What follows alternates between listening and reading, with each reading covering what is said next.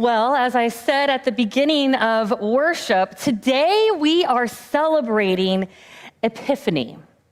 And you might find yourself wondering, what exactly is Epiphany? The word epiphany comes from the Greek epiphania, meaning manifestation or appearance.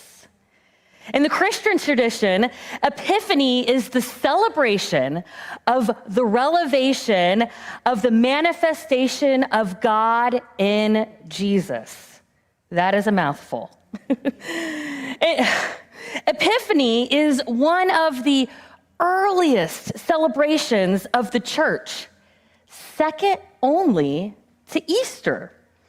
Many scholars believe that the establishment of Epiphany was linked to the Easter celebrations of the early Christians in Asia Minor, who celebrated Easter alongside the Jewish Passover on April the 6th. They chose April the 6th because they professed that Jesus' life was perfect, and this perfection must be reflected in the dates of his conception and his death, meaning his beginning and his end must have occurred on the same date. Therefore, they believe that Jesus' crucifixion must have been the same as his conception, as I just said, April 6th, 9 months before his birth on January the 6th. That's right. I said January the 6th. Yesterday was actually the Christmas Eve observation in the Eastern Orthodox tradition, and today they celebrate Christmas. Now, Eastern traditions follow a different church calendar, and they call Epiphany Theophany, and they focus on the baptism of Jesus by John the Baptist, which we'll get to next week. I could go on and on about the what, the why, and the how of these calendar differences, but that's a lesson for a different day when we have a little more time and probably some more coffee.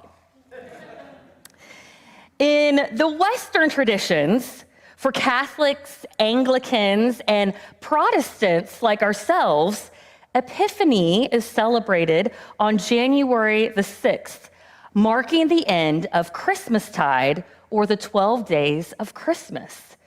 Churches celebrate it the Sunday before, the day of, or the Sunday after, like we are doing today. And this celebration is largely centered on the story we just heard Phil read from the Gospel of Matthew. The Magi, following a star and interpreting dreams to meet the baby, or by the time they arrived, probably a toddler, Jesus. Now, we've spent Advent and Christmas exploring the birth narrative through the Gospel of Luke, which has shepherds who receive the good news of Christ's birth from angels while keeping watch over their flock at night. But in Luke, there are no magi, no 3 kings, no ancient philosophers or astrologers who make their way to the stable or the cave or the house to greet Jesus.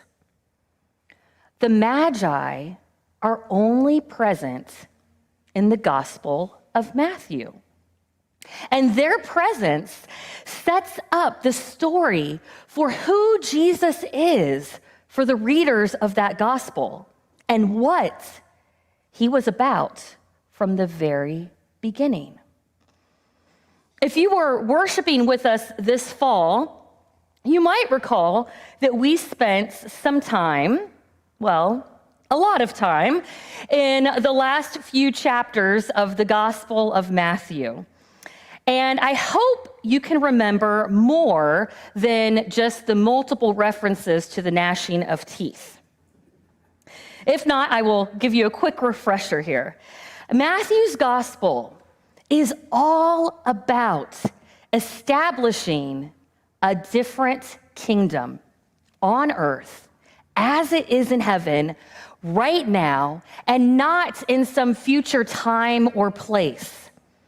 In Matthew's gospel, the kingdom of heaven is understood to be the act of God in the world. And we are invited to be part of that kingdom building right here and right now. A kingdom that is ruled by love that extends beyond Jewish and Christian communities. One that is for all people, the insiders and those who have been labeled outsiders by others are all parts of the great, wide circle of divine love. The Magi were considered outsiders, wise scholars from a foreign land who studied the stars and interpreted dreams. And these outsiders, were the only ones who saw this star that stood out from all the rest that were visible to the human eye in the clear night's sky. And they interpreted its rising to mean something special. The fulfillment of a prophecy passed down from generation to generation. So they traveled to Jerusalem and started asking around of where this new king could be found. And naturally, this led Herod to flip out because he was appointed king. And while he was Jewish, he wasn't part of the Davidic line that would fulfill that great promise, for unto us a child is born, unto us a son is given, and the government shall be upon his shoulder, and his name shall be called Wonderful Counselor, Mighty God, Everlasting Father, the Prince of Peace. This sacred promise and prophecy from Isaiah. Herod felt extremely threatened by this news from these foreign sages, and so he summoned them to learn all the details, not to pay homage to this child, but to find the child's location so that his assassins could go and kill the threat to his power. And so again, the wise ones were sent out. And the star appeared only to them, and they followed it to the house where Jesus and Mary were, gifting them with gold for a monarch, frankincense for a priest, and myrrh for the one who will suffer and die. Epiphany reminds us that the light of Christ, that star that spoke to the Magi so many years ago, the light of God's love is still guiding us today, still showing us the way. God is still speaking to us, but not just to us insiders. God is still showing the way to the unexpecting and the unassuming in ways that we can't see or understand. This past week, my middle niece, Penny, celebrated her 8th birthday. And on Friday night, she invited 8 friends and Aunt Jess over for a candy-themed birthday party. Now, in an effort to contain and burn off the energy of 8 second graders consuming a large amount of sugar, my sister rented a small bounce house, and I became the bounce house monitor. 4 kids, max, no shoes, no food, no drinks. Of all the kids, my 2-year-old nephew, Theo, loved the bounce house the most and spent probably the most amount of time in it the entire evening. The older girls were very careful, most of the time, in their bouncing around, but I was laser focused in my monitoring duties to ensure a safe and injury-free bouncing experience for all. Towards the end of the party, Theo kept bouncing to the side of the house, pointing up through the slots of the net window, looking up and saying something incomprehensible. He'd come back to the center and he'd bounce over and he'd point up and look up and he'd do it again. And after about the 3rd time of him doing this, I asked my oldest niece, Lily, what in the world was he looking at? And she said, Aunt Jess, he's looking up at the stars. The stars? The stars were out? I looked up and I saw this magnificent display of twinkling lights. Despite being outside of the bounce house, no roof or awning over my head, I hadn't noticed the beautiful night sky sparkling above. But Theo did. God is still speaking, still guiding us to the Christ child in great and small and surprising and ordinary ways. And at the very least,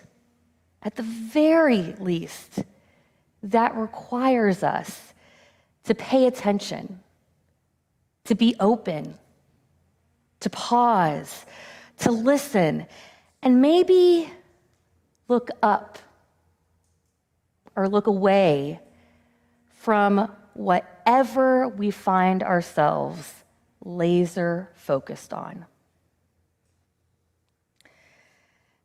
Epiphany is marked with many different traditions and celebrations. In Spain, Catholics celebrate with parades that include decorative floats carrying people dressed as biblical kings who brought gifts to the infant Jesus. Children in Spain and several Latin American traditions unwrap holiday gifts that are often found in shoes that are placed outside at night for the Magi to fill for them. Greeks celebrate Epiphany with the blessing of the waters in ceremonies across the globe. Oftentimes, people will jump into rivers or lakes to retrieve crucifixes. It's believed that the person who retrieves a cross will be freed from evil spirits and be healthy throughout the year. And Germans, they eat a 3 kings cake, a golden pastry filled with orange and spice representing gold, frankincense, and myrrh. In parts of the world, Epiphany marks the beginning of carnival season and all the celebrations that will last until Ash Wednesday. And in the United States, passing out star words or star gifts has been a practice in Protestant churches that has grown in popularity over the last decade or so. The idea behind these words is that they are a list of intentions or guiding words that are written or printed on paper stars. And at some point during Epiphany services, individuals draw a word from a basket or off a table and are invited to use that word as a guiding word throughout the year. Participants are encouraged to trust the word they have drawn and not to trade it for another word. The hope is that individuals will place this star word somewhere where they will see it regularly throughout the year to invite them to listen to God. Invite them into a time of reflection on how God might be guiding them or speaking to them or through them or around them in connection to this word. Now, if the basket and the star table located at the front of the sanctuary in front of the stairs didn't give it away already, this year we will celebrate Epiphany with this new ritual. While we often think of Epiphany as a time to bring gifts, we will be taking the gift of a star word with us as we leave worship today. So as you come forward to receive communion, you will have a chance to select a star word from the basket. I invite you to trust in the word that you have drawn. Don't switch it out for another one. And allow that word to reflectively guide you through the year ahead. My hope and my prayer is that our star words will invite us to pause, to look up, and receive the ever-present gift that God is an illuminating presence in our daily lives, loving us, calling us, and leading us forth in our weary world with hope together. May it be so. Amen.